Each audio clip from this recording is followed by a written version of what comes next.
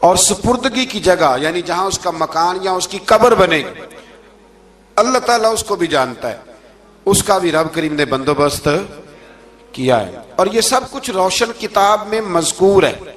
مزید اللہ تعالیٰ نے فرمایا کہ تخلیق کائنات کا مقصد انسان کے خیر و شر کی آزمائش ہے، اس کے بعد کافروں کے حیات بعد الموت کو سحر قرار دینا۔ وہ کہتے تھے یہ جادو ہے، تو جادو قرار دینے اور ان کی سرکشی کا بیان ہے کہ عذاب میں تاخیر کو احسان شمار کرنے کی بجائے مسلمانوں کو تانے دیتے ہیں کہ عذاب کو کس چیز نے روک رکھا ہے۔ آگے چل کے انسان کی خود غرضی کو بیان کیا اللہ تعالیٰ، فرمایا کہ اللہ تعالیٰ کسی انسان کو کوئی نعمت عطا کرتا ہے تو وہ اس پر شکر گزار نہیں ہوتا، لیکن اگر نعمت چھن جانے پر تو پھر نا امید اور ناشکرا ہو جاتا ہے۔ ملی تھی تو پھر اس نے شکر ادا، چلی گئی تو بڑے شکوے کر رہا ہے۔ اسی طرح اگر مصیبت کے بعد کوئی نعمت ملے تو انسان اتراتا ہے، شیخی بھکارتا ہے۔ البتہ جو ہر حال میں صابر شاکر رہے اور عمل صالح کرے تو ان کے لیے بخشش ہے اور بڑا اجر ہے۔ اللہ تعالیٰ نے اپنے نبی پاک صلی اللہ علیہ وسلم کو تسلی کے لیے فرمایا کہ کفار طرح طرح کی فرمائشیں کرتے ہیں، کہتے ہیں کہ آپ پر کوئی خزانہ کیوں نازل نہیں کیا گیا، آپ اور آپ کے صحابہ غربت میں وقت گزارتے ہیں، تو معاذ اللہ یہ وہ طعنہ دیتے تھے کہ کوئی خزانہ کیوں نہیں نازل کیا گیا، اور آپ کی تائید کے لیے فرشتہ کیوں نہ اترا۔ آپ اس پر تنگ دل نہ ہوں، آپ کا کام تو صرف لوگوں کو عذاب الہی سے ڈرانا ہے۔ اس صورت میں بھی قرآن کریم کے کلام الہی ہونے کا انکار کرنے والوں کو چیلنج دیا گیا ہے کہ اپنے تمام حمیتیوں کو ملا لو اور قرآن پاک جیسی 10 صورتیں بنا کے دکھاؤ، لیکن بنا سکتے۔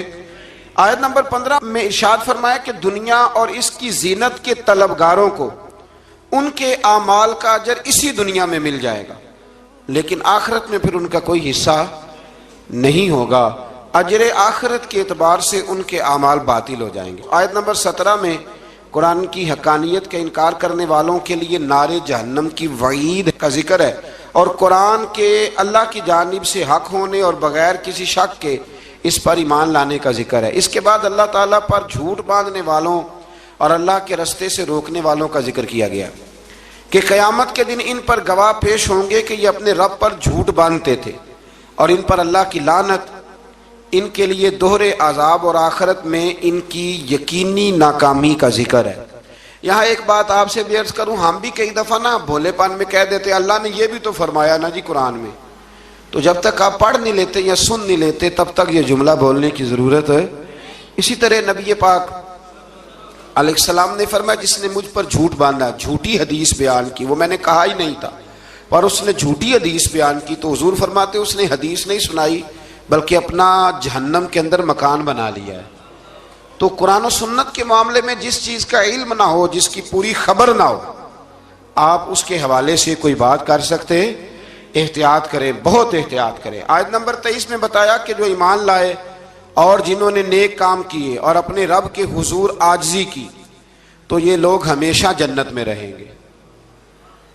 مزید فرمایا کہ مومن اور کافر کی مثال ایسی ہے جیسے اندھا اور بینا، مومن گویا دیکھنے والا ہے اور کافر گویا اندھا ہے اور بہرا اور سننے کی صلاحیت رکھنے والا۔ آیت نمبر 25 سے 23 تک میں پھر حضرت نوح علیہ السلام اور ان کی قوم کے حالات بیان ہوئے کہ نوح علیہ السلام نے جب اپنی قوم کو توحید کی دعوت دی اور انکار پر عذاب الہی سے ڈرایا تو قوم کے سرداروں نے ان سے کہا، بھلا کیا کہا؟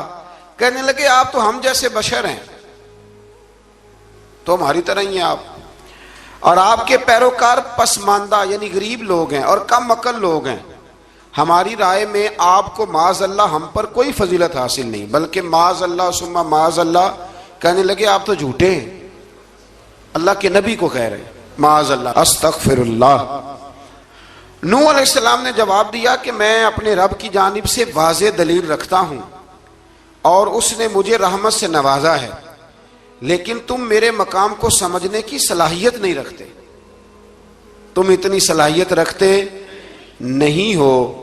اور پھر ارشاد فرمایا کہ میں تم سے دعوت حق کے صلے میں کسی اجر کا طلبگار نہیں ہوں، اور نہ ہی میں اہل ایمان کو اپنے پاس سے دھتکارنے والا ہوں، اور میں نے یہ دعویٰ بھی نہیں کیا کہ میرے پاس اللہ کے خزانے ہیں، اور نہ میں از خود غیب جاننے والا ہوں، اور نہ ہی میں یہ کہتا ہوں کہ میں فرشتہ ہوں، نہ میں یہ کہتا ہوں کہ جن لوگوں کو تم اپنی نظروں میں حقیر جانتے ہو اللہ انہیں خیر سے نہیں نوازے گا۔ فرمایا یہ ٹھیک ہے کہ اللہ بشروں میں سے رسول بناتا ہے، پر جسے بناتا ہے پھر اسے بڑی شانیں عطا فرماتا ہے۔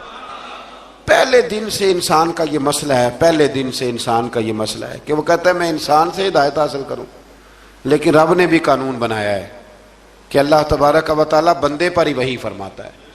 فرشتوں اور جنوں کو اللہ نے اس منصب کے لیے منتخب نہیں فرمایا۔ قوم نوح نے کہا کہ آپ نے ہم سے بہت بحث کی معاذ اللہ، پس جس عذاب سے آپ ہمیں ڈرا رہے ہیں وہ لے آئیے۔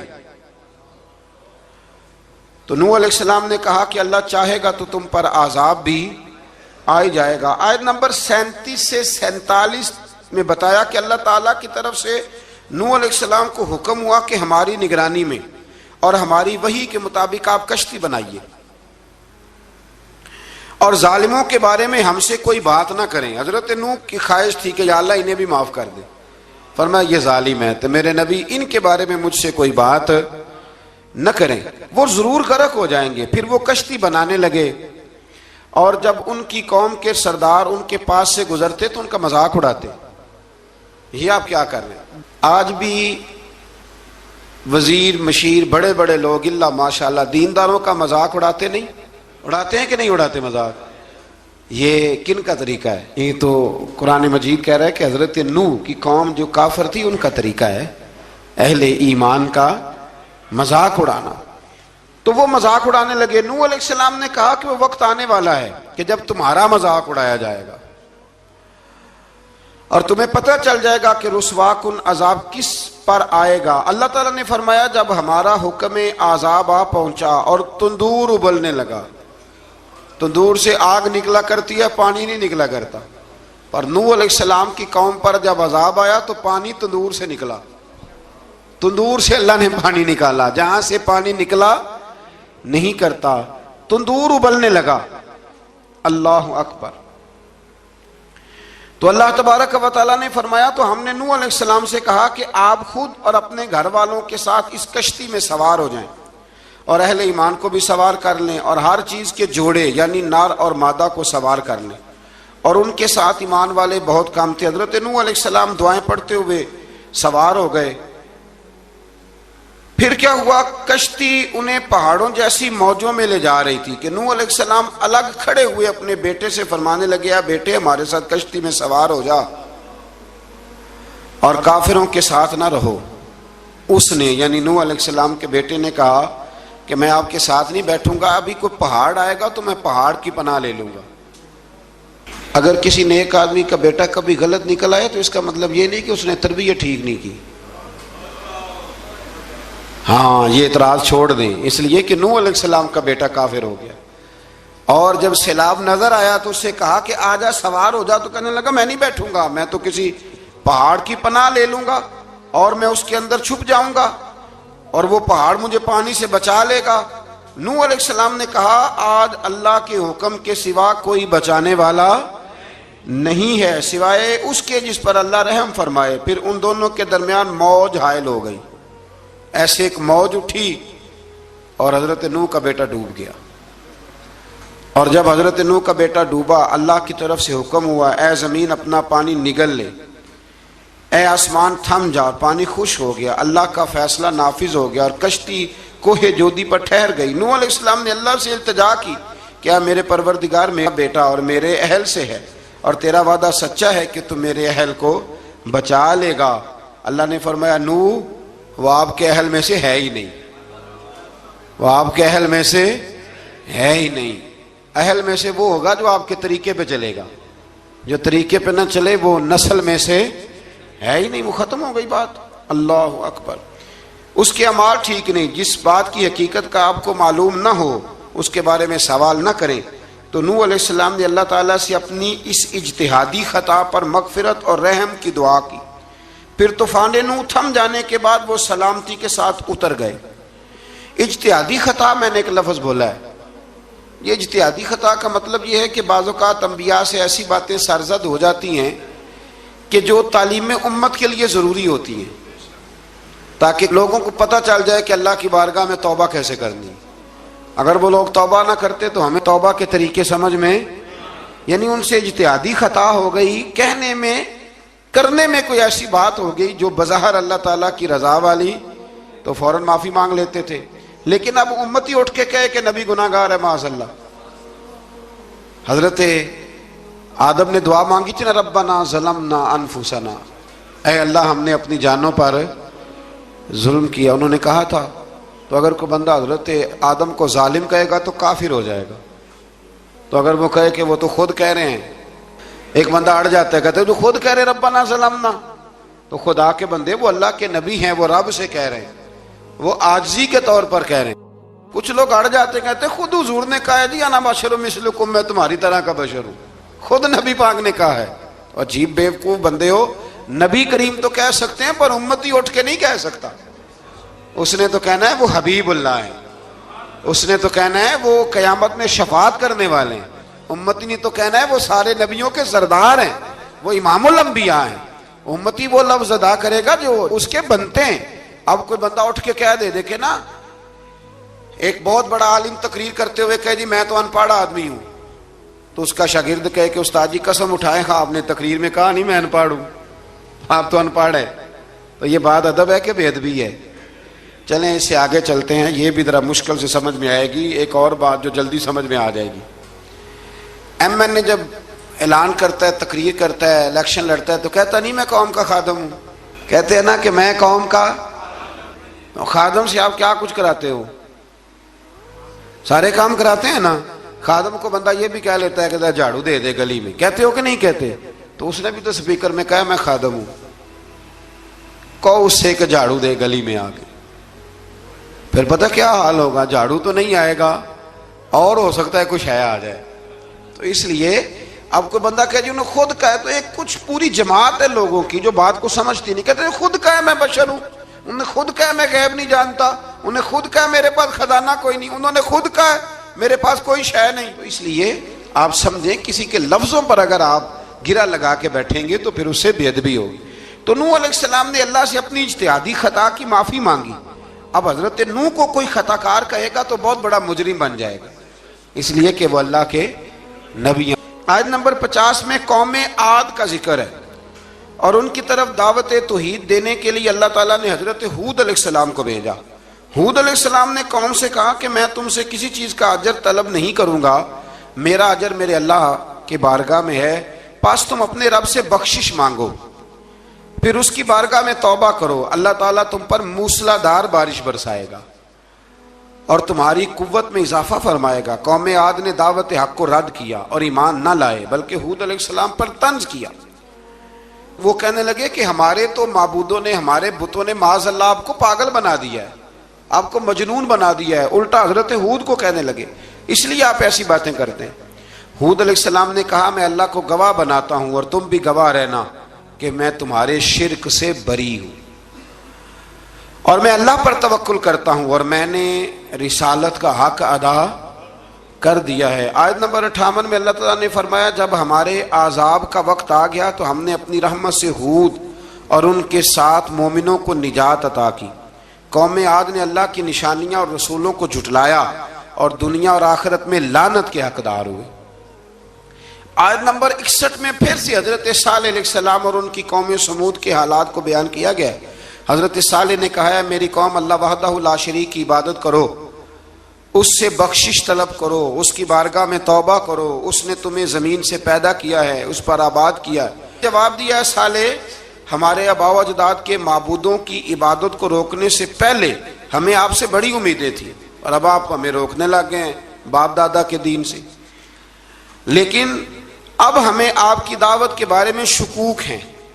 صالح علیہ السلام نے اپنی قوم سے کہا کہ یہ اللہ کی اونٹنی ہے اور یہ تمہارے لیے نشانی ہے، اسے چرنے کے لیے آزاد چھوڑ دو اور اسے تکلیف نہ دینا۔ اللہ اکبر، ورنہ تمہیں عذاب پہنچے گا۔ انہوں نے اونٹنی کی کونچیں کاٹ ڈالی۔ صالح علیہ السلام نے کہا تم صرف 3 دن اپنے گھروں میں مزے اٹھا لو، 3 दिन, پھر اللہ کا یقینی عذاب آئے گا. پھر ایک چنگاڑ نے ان کو آ دبوچا, وہ اپنے گھروں میں گھٹنوں کے بل اوندے پڑے رہ گئے. صرف صالح علیہ السلام ان کے ساتھ اہل ایمان اس عذاب سے بچے. یہ 3 قوموں کا ذکر ہو گیا, نوح علیہ السلام کی قوم کا بھی, ہود علیہ السلام کی قوم کا بھی, اور حضرت صالح علیہ. آگے اللہ تبارک و تعالیٰ نے آیت نمبر 69 میں اس بات کا بیان فرمایا کہ حضرت ابراہیم علیہ السلام کے پاس فرشتے بشری شکل میں آئے, انسانی شکل میں. انہوں نے اجنبی مہمانوں کے لیے بچڑے کا بھنا ہوا گوشت تیار کرایا. آپ یقین کریں کچھ باتیں لوگ ایسی بیان کرتے ہیں کہ جن کو نہ سن کے بندے کا دل کرتا ہے کہ اس بندے کو بتائیں کہ یار یہاں تو دین سارا پڑھ.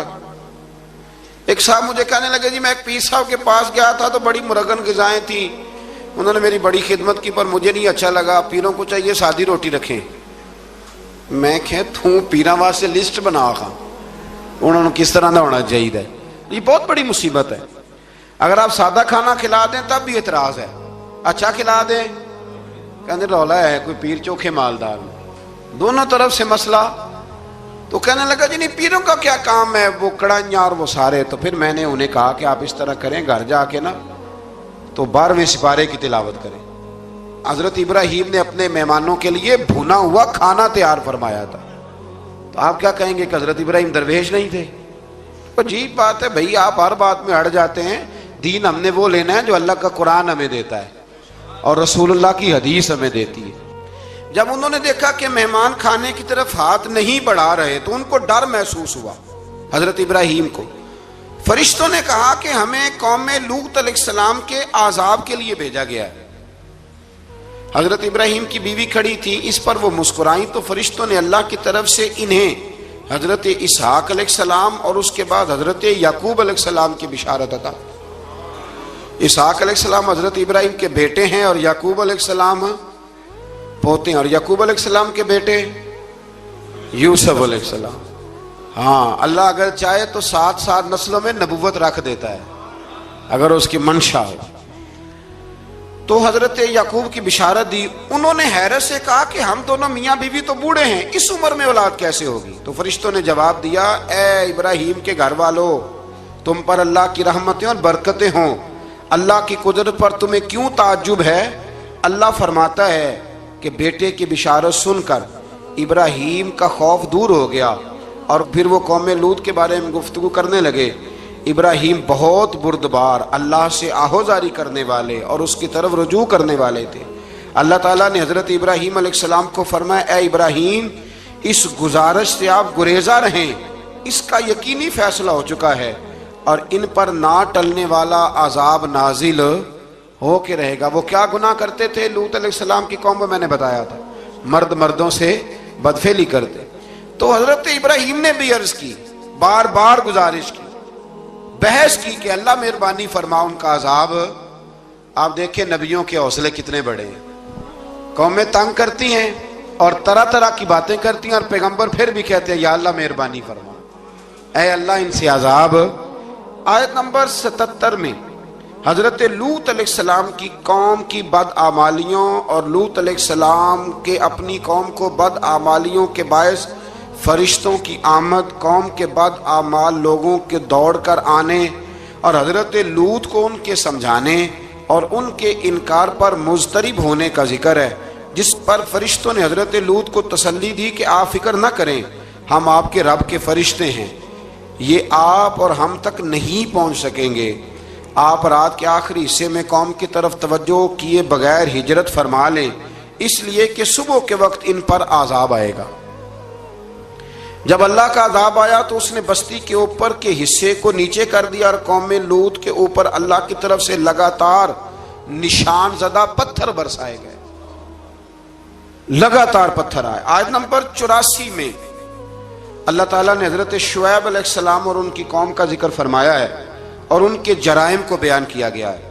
وہ ناپ تول میں کمی کرتے تھے, دوسروں کو چیزیں کم تول کر دیتے تھے. اللہ تعالیٰ نے ان سے فرمایا کہ فساد فی الارض سے باز آؤ اور اپنے سے پہلے سرکش امتوں کا انجام دیکھ لو. جب حضرت شعیب کی نصیحتوں کا ان پر اثر نہ ہوا تو پھر اللہ تعالیٰ نے انہیں بھی عذاب سے ہلاک کر دیا.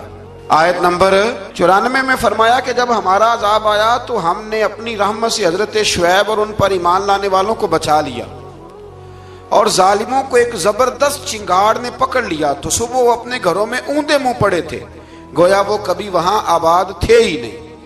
آیت نمبر 96 میں حضرت موسیٰ علیہ السلام کو عطا کیے جانے والے 9 معجزات کا ذکر ہے۔ پھر فرعون اور اس کے پیروکاروں کے باطل روش کے باعث ان کی ہلاکت کا بھی ذکر فرمایا، اور دنیا اور آخرت میں انہیں ملعون یعنی لعنتی قرار دیا۔ جن بستیوں کو اللہ تعالیٰ نے ہلاک کیا ان میں سے بعض کے آثار موجود ہیں اور بعض کے آثار تک معدوم ہو چکے، ان میں سے ہر بستی والے اپنے ظلم کے باعث ہی ہلاک ہوئے۔ اللہ تعالیٰ کسی پر ظلم نہیں فرماتا، لوگ خود اپنی جانوں پر ظلم کرتے ہیں۔ جو شخص عذاب آخرت سے ڈرتا ہے اس کے لیے اس میں نشانیاں موجود ہیں۔ آیت نمبر 106 سے اللہ تعالیٰ نے انجام کے اعتبار سے لوگوں کی 2 قسمیں بیان کی، 2 قسمیں فرمایا، ایک ہیں سعادت مند لوگ اور دوسرے ہیں بدبخت۔ فرمایا بدبختوں کا ٹھکانہ جہنم ہے جس میں وہ ہمیشہ رہیں گے، اور نیک بختوں کا ٹھکانہ جنت ہے، وہ ہمیشہ اسی میں رہیں گے، اور ان کے لیے اللہ کی طرف سے نا ختم ہونے والی عطا ہے۔ آیت نمبر 110 میں حضور صلی اللہ علیہ وسلم کو تسلی دی گئی کہ جس طرح یہ لوگ قرآن کے بارے میں اختلاف کرتے ہیں، اسی طرح قوم موسیٰ نے تورات کے بارے میں بھی اختلاف کیا تھا، اور اللہ نے ان کے اعمال کا پورا بدلہ انہیں دیا۔ آیت نمبر 112 سے سرکشی کو چھوڑ کر احکامات دین پر استقامت اختیار کرنے اور ظالموں کے ساتھ میل جول رکھنے سے بچنے کا حکم دیا گیا ہے، اور فرمایا کہ ظالموں سے میل جول کا انجام دوزخ کی آگ ہے۔ ہم لوگ نہ شکوہ کرتے ہیں، کسی حکومت کو بنے ہوئے 6 مہینے گزرتے ہیں تو شکوہ شروع ہو جاتا ہے، حالانکہ وہ خود تو نہیں نہ بنتے، ان کو کوئی بنانے والا ہے۔ تو ظالم کا جو مددگار ہوتا ہے وہ بھی ظالم ہوتا ہے، اس لیے احتیاط کریں۔ اور یہ صرف سیاستدانوں کی بات نہیں، دنیا کے ہر معاملے میں آپ غور کریں کہ آپ کسی ظالم کے مددگار تو نہیں۔ اللہ تعالی ہمیں حق پر استقامت عطا فرمائے۔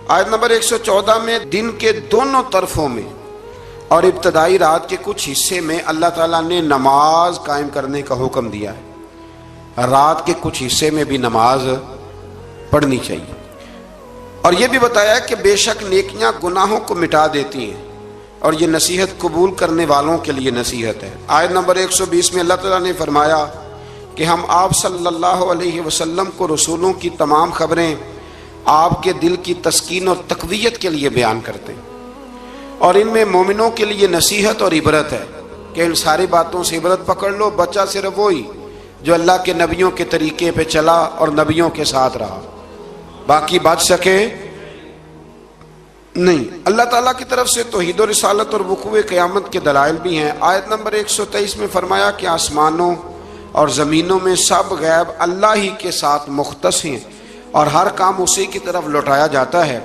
آپ اسی کی عبادت کیجئے، اسی پر توکل کیجئے، اور آپ کا رب لوگوں کے اعمال سے غافل نہیں ہے۔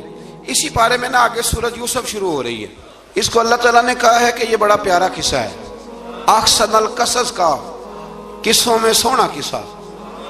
تو یہ کچھ 12ویں پارے میں اور کچھ 13ویں پارے میں ہے۔ میں نے یہ ارادہ کیا ہے کہ یہ ایک ہی دن پوری بیان کی جائے۔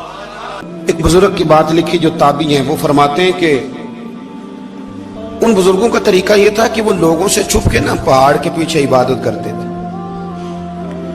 اور پوزیشن ان کی یہ تھی کہ کسی سے ملتے نہیں تھے، بالخصوص فجر کی نماز سے لے کر عصر کی نماز تک بکریاں رکھی ہوئی تھیں، ان کو چراتے رہتے تھے فرات کے کنارے اور نفل پڑھتے رہتے تھے۔ اس وقت کو ملنے بھی نہیں آتا تھا۔ ایک شخص بڑی دور سے ان کی شہرت سن کے آیا، میں نے تو ملنا ہے۔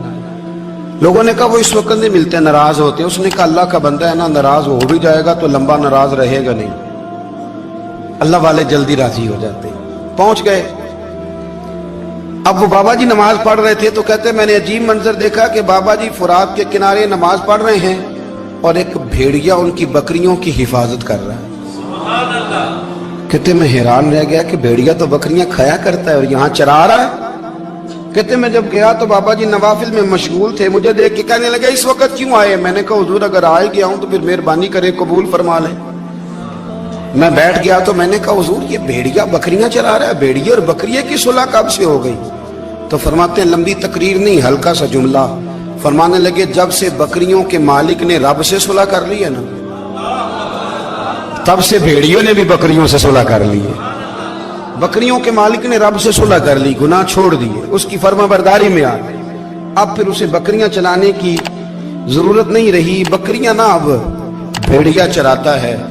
کہتے ہیں میرے اوپر کپ کپی طاری ہو گئی بزرگوں کی بات سن کے، اور مجھے پیاس لگی اور خواہش آئی کہ پتہ نہیں اب بابا جی کچھ کھلائیں پلائیں گے بھی کہ نہیں، بابا جی کچھ کھلائیں گے بھی کہ نہیں۔ کہتے میرے دل میں خیال تھا تو بزرگوں نے نا ایک لکڑی کا پیالہ، ان کے پاس وہ غار میں بیٹھے تھے تو ایک چھوٹا سا پتھر تھا، اس کی ڈھلان بنی ہوئی، بابا جی نے اس کے نیچے لکڑی کا پیالہ رکھا، وہ رکھا ہی تھا تو وہ دودھ سے بھر گیا۔ کہتے انہوں نے مجھے دیا تو ٹھنڈا اور میٹھا دودھ، میری طبیعت خوش ہو گئی۔ بابا جی نے دوبارہ وہی پیالہ اسی جگہ رکھا تو شہد سے بھر گیا۔ 1000 سال پہلے داتا صاحب لکھ رہے ہیں، کہتے مجھے دیا، میں نے فوراً کہا، میں نے کہا حضور یہ دودھ تو گائیں بھینس دیتی ہے، پہاڑوں سے تو نہیں نکلا کرتا، اور شہد تو شہد کی مکھیاں دیتی ہیں، پتھروں سے تو نہیں نکلتا، یہ آپ کہاں سے نکال رہے ہیں؟ تو کہتے ہیں وہ قرآن مجید پڑھنے لگے۔ وَإِذِ اسْتَسْقَى مُوسَىٰ لِقَوْمِهِ، جب موسیٰ کی قوم نے ان سے پانی مانگا، فرمانے لگے موسیٰ کی نافرمان قوم پانی مانگے، حضرت موسیٰ پتھر پہ ڈنڈا مارے تو اللہ وہاں سے 12 چشمے جاری کر دے۔ جو رب حضرت موسیٰ کی نافرمان قوم کے لیے پتھر اور پہاڑوں سے چشمے نکال دیتا ہے نا، وہ محمد عربی کے غلاموں کے لیے پتھر اور پہاڑوں سے دودھ اور شہد بھی نکال دیا کرتا ہے۔ وہ بزرگ کہنے لگے بس بات یہ ہے کہ آج بھی ہو اگر ابراہیم کا ایمان پیدا تو آگ کر سکتی ہے انداز گلستاں پیدا۔ کہنے لگا حضور پھر میرے لیے بھی دعا کریں۔ آپ فرمانے لگے پھر دعا نہ کرا تو مدینے والے کی غلامی شروع کر، تو نبی کریم کی غلامی شروع کر، تو رسول پاک کی غلامی شروع کر۔ ایک بات علم، پھر فرمایا اللہ رسول سے محبت، پھر فرمایا حضور کی غلامی۔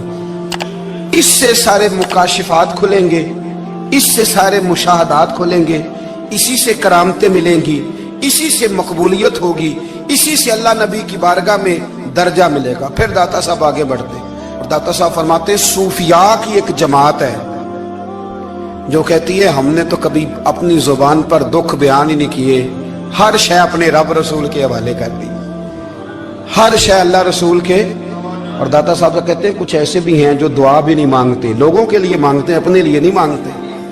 آپ دعا کیوں نہیں مانگتے؟ تو کہتے ہیں اللہ کو تو پتہ ہی ہے ہمیں کیا چاہیے، اسے تو پتہ ہی ہے۔ ایک بزرگ کی بات لکھی ہے داتا صاحب نے، میری جماعت میں نا مزاج ہے کرامتوں کا، مجھے وہ ساری باتیں بھی آتی ہیں کہ ایک بندہ کراچی سے آیا، داتا صاحب حاضری دی تو اس کی لاٹری نکل آئی، یہ بھی مجھے آتی ہے، لکھی پڑھی ہے میں نے، کتابوں میں ہے یہ بھی۔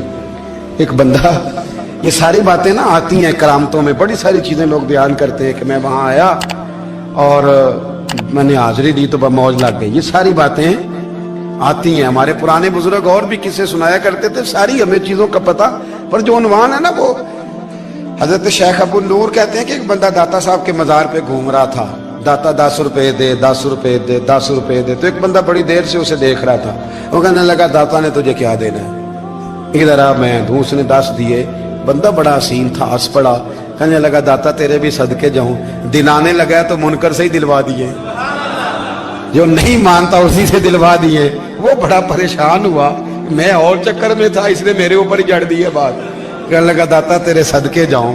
تو یہ ساری باتیں کتابوں میں موجود ہیں، لوگوں نے اپنے اپنے مشاہدات جو جس کے ساتھ پیش آیا اس نے بیان کیے ہیں، بہت ساری باتیں قابل بیان ہیں، پر جو عنوان ہے میں اس پہ رہنا چاہتا ہوں۔ داتا صاحب رحمۃ اللہ علیہ فرماتے ہیں ہماری تعلیمات ہیں کہ اپنے دکھ درد دنیا داروں سے بیان نہیں کرنے، سوال کا دروازہ لوگوں کے سامنے کھولنا اللہ والوں سے کہیں گے کبھی کہنا ہوگا تو دنیا داروں سے کہنا۔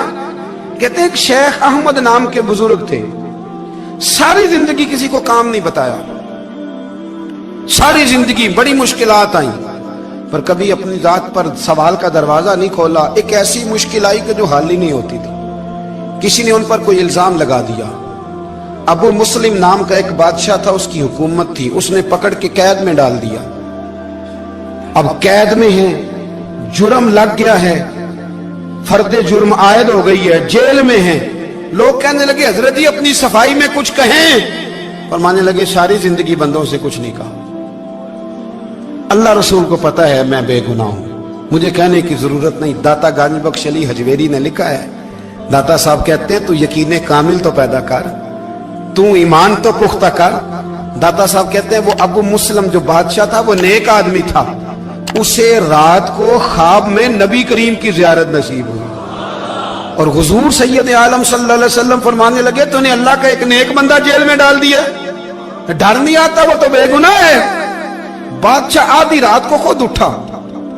दादा साहब फरमाते हैं किसी गार्ड को नहीं भेजा, पुलिस वाले को नहीं भेजा, जेलर से नहीं, खुद गया, जाके जेल का दरवाजा खोला, दरवाजा खोल के उस दरवेश को आजाद किया, कहने लगा बाबा जाओ मुझे पता चल गया बेगुनाह है।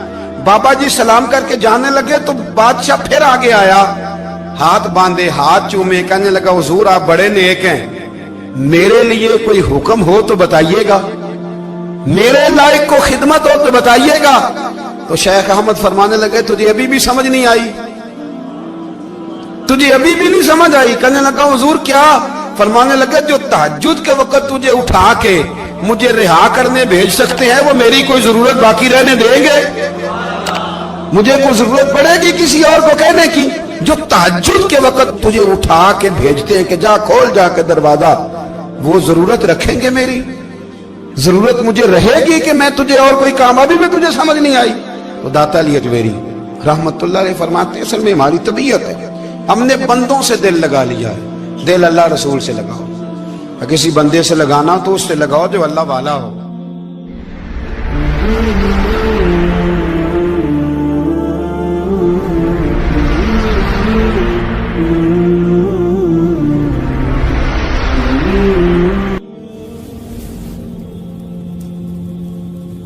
ये वाला रंग तेरे अंदर कोई नहीं। अबू सुफियान आए उन दिनों जिन दिनों हालात बड़े कठिन थे, इख्तलाफ शिद्दत का था। अबू सुफियान आए हुजूर की बारगाह में, आए किस लिए? मक्के में कहत पड़ गया है, बारिश नहीं होती। उधर उस समामा बिन असाल यमामा कबीले के सरबराह कलमा पढ़ के मुसलमान हो गए। सारी गंदम उस कबीले से आती थी। समामा कहने लगा तुम मेरे मुस्तफा को नहीं मानते, कोई गंदम नहीं, भाग जाओ। एक बारिश कोई नहीं, दूसरी गंदम कोई नहीं। अबू सुफियान तड़प के दरे रसूल पे हाजिर हुए।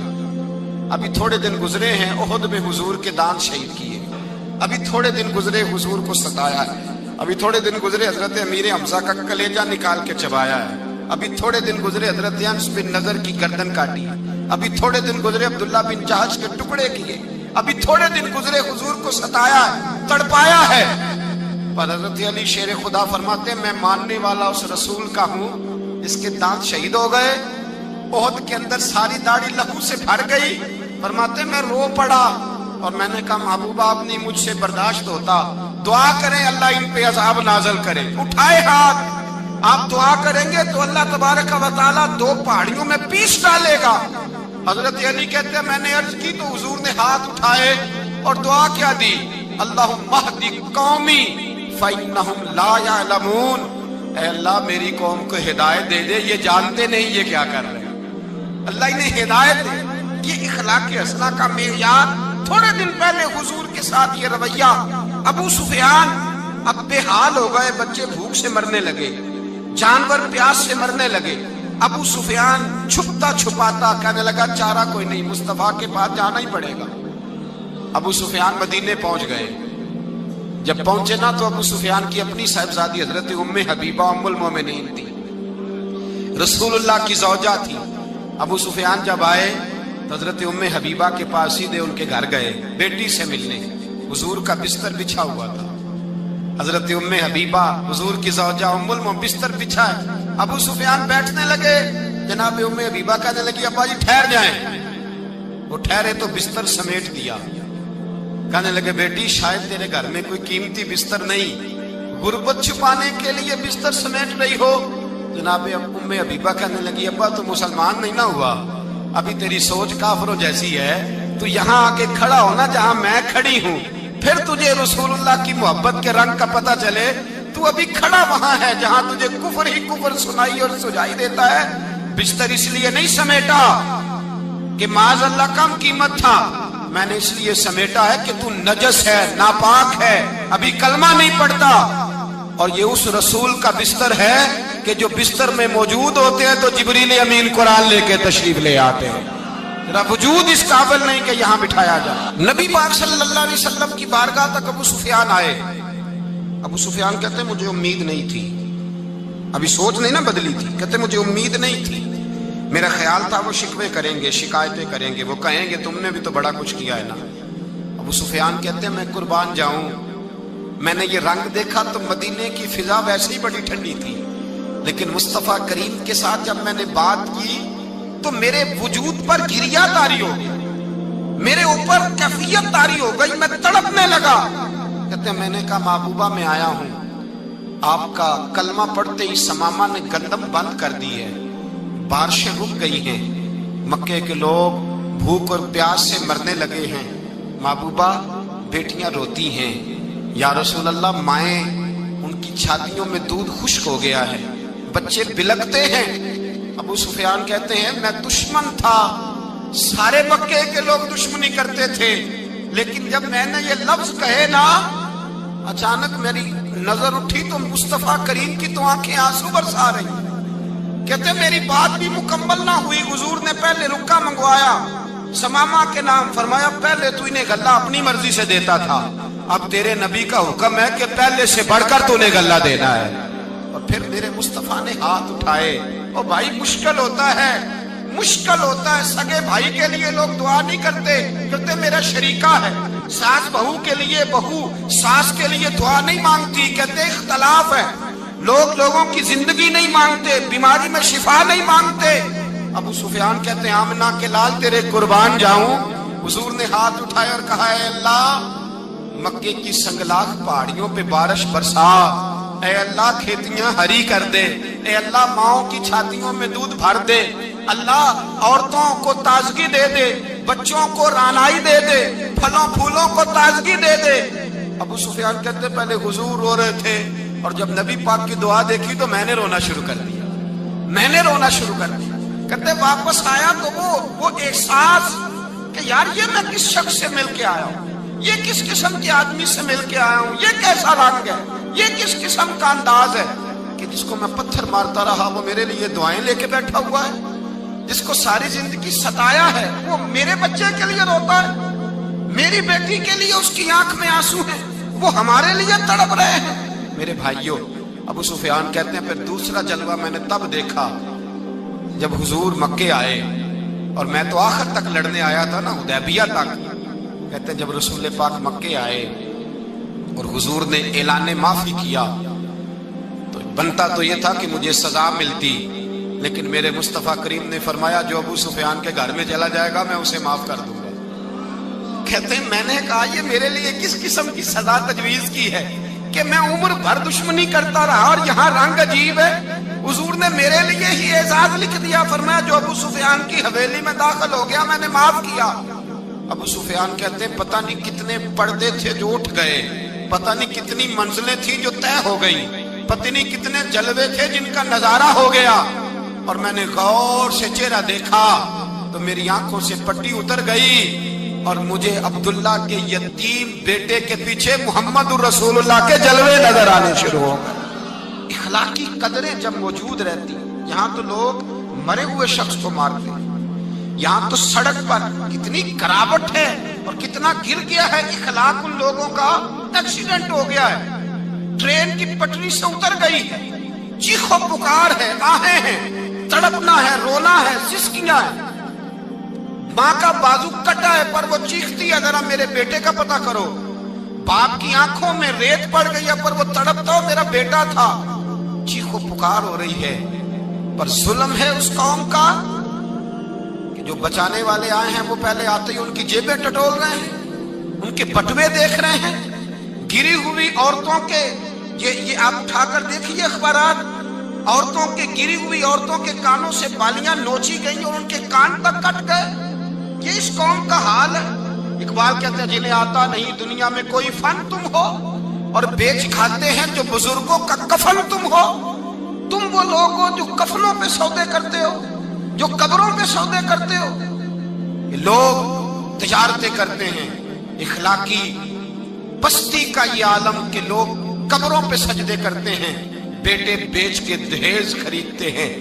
غریب کی بیٹی روز تڑپتی ہے، روتی ہے، روز سسکیاں لیتی ہے کہ کہاں سے وہ دروازہ کھلے گا جب میں بھی جب سہاگن ہوں گی، جب میرا باپ بھی عزت کے ساتھ مجھے رخصت کرے گا. اور غریب آدمی بیٹی کی شادی کے بعد اتنا دکھی رہتا ہے. وہ بھی کم ہی لوگ جانتے ہیں، وہ بھی وہی لوگ جانتے ہیں جو اس منظر سے گزرتے ہیں. ہمارا اخلاقی معاملہ اس قدر زیادہ تباہی کا شکار ہے. میرے مصطفیٰ کریم سید عالم نور مجسم صلی اللہ علیہ وسلم جذبات کا خیال رکھتے، احساسات کا خیال رکھتے، تصورات کا. او بھائی، اس سے بڑا اخلاق کا مظاہرہ کہاں سے لینے جاؤ گے؟ کہ آمنہ کے لال فرماتے ہیں میرا دل کرتا ہے نماز لمبی پڑھاؤں، نماز اللہ کی نماز، دل کرتا ہے لمبی نماز پڑھاؤں، میں لمبی لمبی سورتیں تلاوت کروں، میں کھل کے رب کریم کا قرآن پڑھوں، میں اللہ تبارک و تعالیٰ کے قرآن مجید کے ذائقوں میں کھو جاؤں. لیکن حضور فرماتے ہیں نماز میں کسی بچے کے رونے کی آواز آتی ہے، کسی بوڑھے کی ہائے کی آواز آتی ہے، کسی بیمار آدمی کی ہائے کی آواز آتی ہے. نبی پاک فرماتے ہیں میں اللہ کی نماز چھوٹی کر دیتا ہوں، اللہ کے بندوں کا خیال کرتا ہوں. میں رب کی نماز چھوٹی کر دیتا ہوں، رب کریم کے بندوں کا خیال کرتا ہوں. خدا کے بندے تو ہیں ہزاروں، بنوں میں پھرتے ہیں مارے مارے، میں اس کا بندہ بنوں گا جس کو خدا کے بندوں سے. میرے حبیب کریم سید عالم صلی اللہ علیہ وسلم نے فرمایا اللہ کریم نے بندے کو، مخلوق کو پیدا کرنے سے پہلے جو تحریر سب سے پہلے لکھی تھی نا، اللہ نے اپنے پاس جو جملے سب سے پہلے لکھے تھے بندے بنانے سے بھی پہلے، وہ فکر یہ تھے کہ ان رحمتی سبقت اعلی غضبی. رب کریم نے لکھا تھا بے شک میری رحمت زیادہ ہے، میرا غضب زیادہ نہیں ہے. اس نے لکھا تھا کہ میری رحمت ہمیشہ میرے غضب پر غالب رہے گی.